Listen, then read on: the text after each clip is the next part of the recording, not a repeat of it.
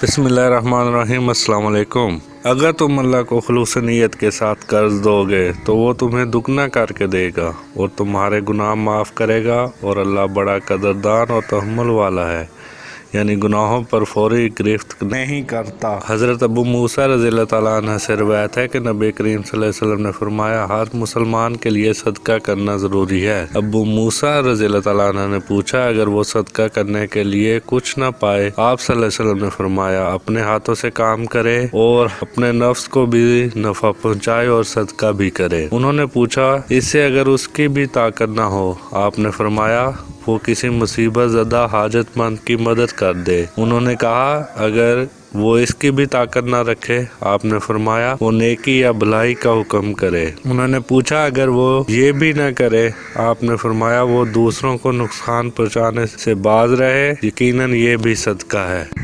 अल्लाह ताला हमें इस पर अमल करने की तौफीक अता फरमाए, आमीन। मेरे चैनल को सब्सक्राइब करें, वीडियो को लाइक करें और ज़्यादा से ज़्यादा शेयर करें।